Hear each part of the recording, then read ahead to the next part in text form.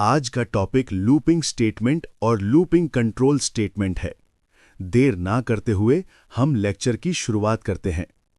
Python में looping statements का उपयोग तब किया जाता है जब हमें एक ही कोड को बार बार चलाना होता है, जैसे किसी लिस्ट के सभी आइटम्स को प्रिंट करना या कोई कैलकुलेशन रिपीट करना हो। पाइथन में मुख्य रूप से दो प्रकार के लूप होते हैं, पहला फॉर लूप और दूसरा व्हाइल लूप। इनके अलावा लूप को नियंत्रित करने के लिए ब्रेक, कंटिन्यू और पास स्टेटमेंट्स का उपयोग होता है।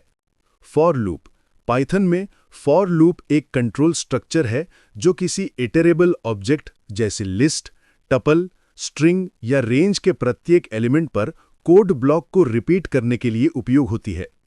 ये लूप इटरेबल के सभी आइटम्स को एक एक करके प्रोसेस करता है और एंट्री कंट्रोल्ड लूप कहलाता है।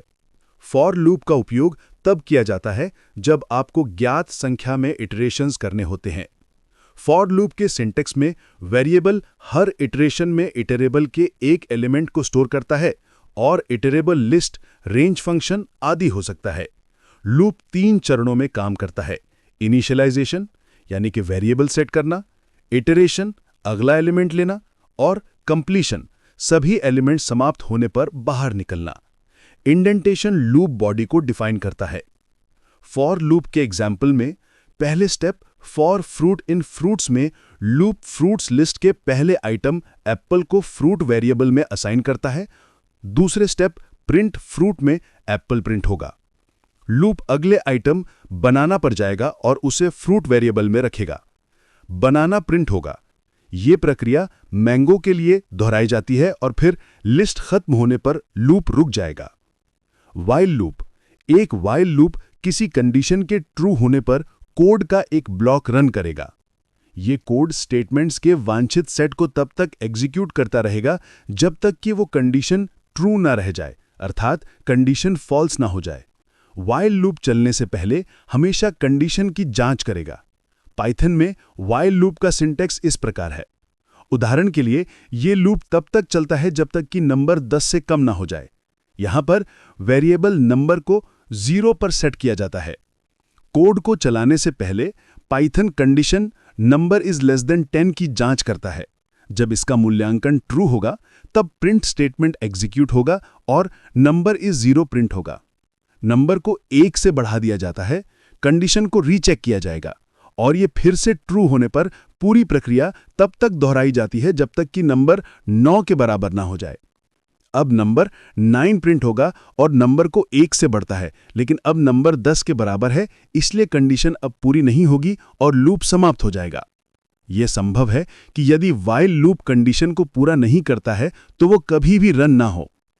अगला टॉपिक है लूप कंट्रोल स्टेटमेंट।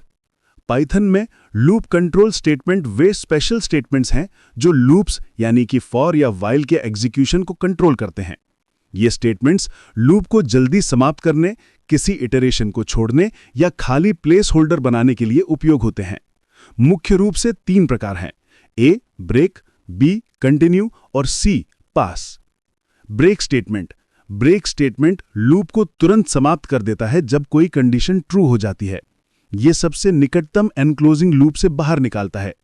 एग्जाम्पल में जब i 5 होगा तब लूप रुक जाता है।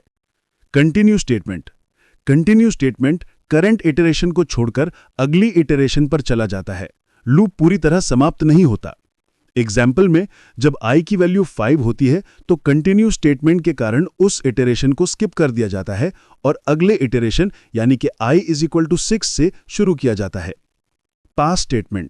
पास एक नल स्टेटमेंट है जो कुछ नहीं करता लेकिन सिंटैक्स एरर रोकता है। खाली लूप बॉडी या फ्यूचर कोड के लिए प्लेस होल्डर के रूप में उपयोग होता है। एग्जाम्पल में जब i की वैल्यू 3 होती है तो पास स्टेटमेंट एग्जीक्यूट होता है और बाकी के लूप की तरह नॉर्मल फ्लो चलता है। आपको यह वीडियो कैसा लगा कमेंट में बताइए और लेक्चर्स के लिए सब्सक्राइब करें।